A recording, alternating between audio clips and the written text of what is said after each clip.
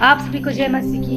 मैं परमेश्वर पिता का धन्यवाद देना चाहती हूँ कि प्रभु ने मुझे इस योग्य समझा कि आज परमेश्वर के पवित्र कलाम में से मैं आपको कुछ बता सकूं। आइए हम वचन में जाने से पहले एक छोटी सी दुआ करेंगे। धन्यवाद सर्वशक्तिमान दयालु पिता परमेश्वर, प्रभु जी हम आपके समीप में आते हैं। प्रभु हम धन्यवाद देते हैं प्रभु आपके आज के वचन के लिए मेरे परमेश्वर पिता। प्रभु यीशु राजा पिता, जब मैं वचन को बताती हूँ प्रभु तो पवित्र आत्मा आप मुझे अपनी सामर्थ्य से भरिए प्रभु, और जो भाई बहन इस वचन को सुनते हैं प्रभु उनके जीवन में आशीष का कारण होने दीजिए मेरे परमेश्वर पिता। धन्यवाद करती हूँ प्रभु, आपने प्रार्थना सुनी। धन्यवाद के साथ वो यीशु के नाम में मांगते हैं, आमीन।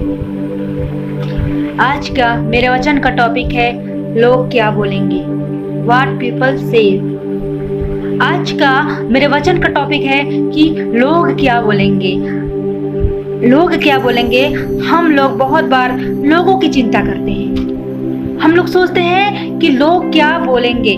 भारत में बहुत से जाति पाति के लोग रहते हैं। कोई ऊंचे जाति के होते हैं, कोई नीचे जाति के होते हैं। लेकिन जो नीचे जाति के होते हैं वो लोग सोचते हैं कि हम जाएंगे, हम ऊंचे जाति के सामने में खड़े होंगे तो लोग क्या बोलेंगे, समाज क्या बोलेगा, वहाँ पे जो उपस्थित होंगे वो लोग हमसे कैसे हम उनसे फेस करेंगे, ऐसा करके वो लोग सोचते हैं। और उन्हीं के हिसाब से उनका स्टेटस भी बनाया जाता है। ऊंचा और नीचा स्टेटस होता है, जो ऊंचा नीचा स्टेटस बनाया जाता है। कई बार हम कुछ करना चाहते हैं लेकिन हम नहीं कर पाते। क्यों नहीं कर पाते? क्योंकि हम सोचते हैं कि लोग क्या बोलेंगे।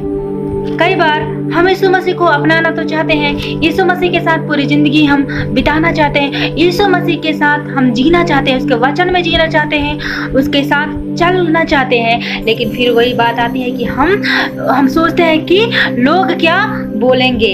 हम बहुत बार यही सोचते हैं कि लोग क्या बोलेंगे। हम देखते हैं कि हम हमेशा यही बातों को सोचते हैं कि लोग क्या बोलेंगे। यदि हम खुश हैं, इसके बारे में कई लोग यदि हम खुश हैं तो भी हम सोचते हैं कि हम इतना ज़्यादा खुश क्यों, लोग क्या बोलेंगे। यदि हम अच्छे ड्रेस पहने हैं तो हम अच्छे ड्रेस पहन कर निकलते हैं तो हम सोचते हैं कि लोग क्या बोलेंगे।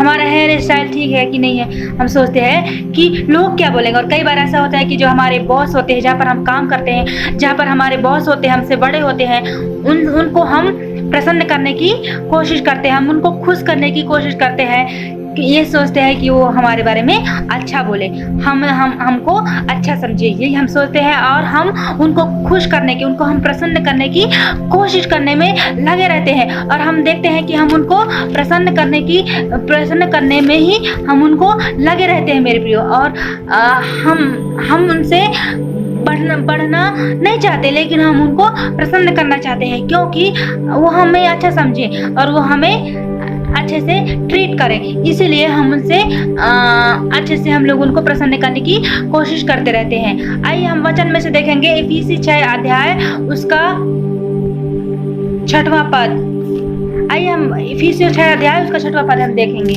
वचन हमें क्या बताता है।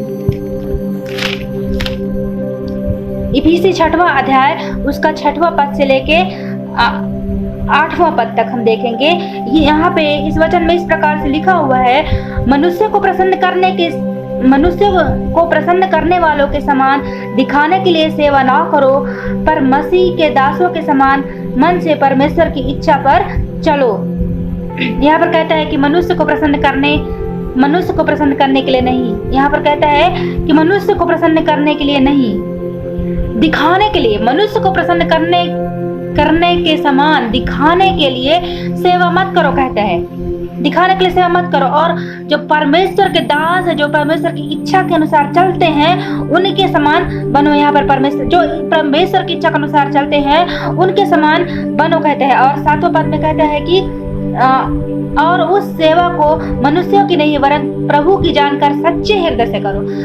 उस सेवा को मनुष्यों की नहीं परंतु परमेश्वर की जानकर उसको सच्चे हृदय से करो, कहता है।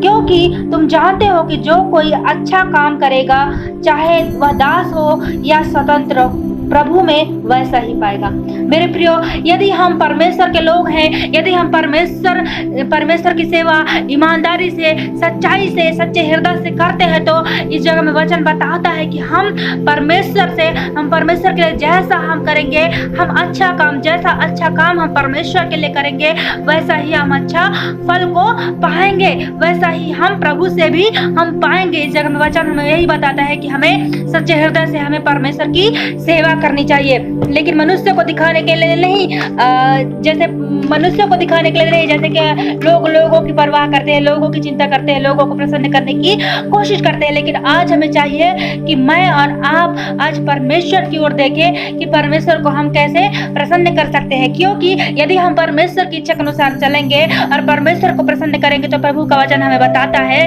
कि प्रभु कहता है कि जैसा तुम अच्छा काम करोगे वैसा ही तुम मुझसे पाओगे। यस मेरे प्रियो, यदि हम प्रभु की सेवा सच्चे हृदय से करते हैं तो उस पर हम उसको प्रसन्न करने की हम कोशिश करते हैं तो हमें प्रभु प्रतिफल देने वाला परमेश्वर है। वो हमें श्राप नहीं देगा मेरे प्रियो, लेकिन वो हमें आशीष देने वाला हमारा परमेश्वर है। इसलिए हमें तन मन धन से उस परमेश्वर को प्रसन्न करते हुए हमें करते जाना है मेरे प्रियो। आज वचन में भी देखते हैं कि हमें परमेश्वर की सेवा ऐसे ही सच्चे हृदय से हमें करनी चाहिए। अब हम नीति वचन में भी देखेंगे कि वह कहता है कि श्रापित है वो मनुष्य जो मनुष्य पर भरोसा रखते हैं। यहाँ पर कहता है कि श्रापित है वो मनुष्य जो मनुष्य पर भरोसा रखते हैं। श्रापित है वो व्यक्ति। मेरे प्रियो, क्या हम श्राप को लाते हैं? नहीं मेरे प्रियो, आज हमारा जीवन प्रभु यीशु मसीह ने बचा लिया है तो आज हमारे जीवन में वो श्राप नहीं है मेरे प्रियो, आज हमारे जीवन में वो आशीष है। इसलिए हम प्रभु यीशु मसीह पे भरोसा करें। आज हमें वो मनुष्य के नहीं जो अपने लोगों को प्रसन्न करने में बिजी होता है, वो पुरानी जिंदगी को जीता है, वैसे मनुष्य में से मैं और आप नहीं है मेरे प्रियो। आज हमें लोगों को प्रसन्न करने की जरूरत नहीं है, लेकिन आज हमें उस महान परमेश्वर को प्रसन्न करने की जरूरत है जो कि आकाश स्वर्ग में विराजमान है और आकाश और पृथ्वी का सृजनहार है मेरे प्रियो।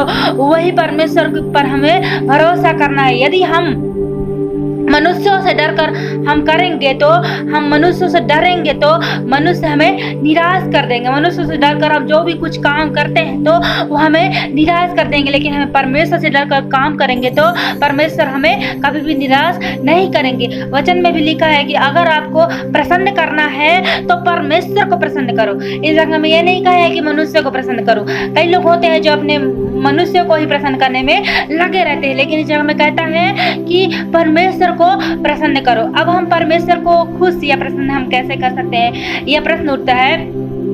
अगर हमको परमेश्वर को खुश करना है, प्रसन्न करना है तो हमें सबसे पहले हमें चाहिए कि हमको ईमानदार बनना है, हमें सच्चाई को अपनाना है मेरे प्रियो, और सच्चाई को अपना के, भलाई को अपना के हमें चलते जाना है। पाप के साथ जीवन मत बिताइए, लेकिन अच्छाई को जो परमेश्वर के द्वारा हमें दी गई है उसे हमें ग्रहण करना है और अच्छाई के साथ जीवन बिताए। पाप को अपने जीवन से निकाल दे मेरे प्रियो, और अच्छाई के साथ यदि हम जीवन बिताएंगे तो परमेश्वर हमसे प्रसन्न होते हैं। यदि हम अच्छा काम करते हैं तो प्रभु का वचन कहता है कि तुम मुझसे प्रतिफल भी पाओगे, कहता है। और उसी तरह से यदि हम ईमानदार व्यक्ति बनते हैं तो परमेश्वर हमसे प्रसन्न होते हैं सबको। और दूसरी बात यह है कि प्रभु यीशु मसीह ने सबको एक समान देखा है, तो हमें भी दूसरी बात यह है कि हमको भी सबको एक समान देखना चाहिए, एक दूसरे से प्रेम करना चाहिए। यूहन्ना 3:16 में कहता है कि परमेश्वर ने जगत से ऐसा प्रेम किया कि उसने अपना इकलौता बेटा दे दिया कि जो कोई उस पर विश्वास करे वह नाश न हो वरन अनंत जीवन पाए।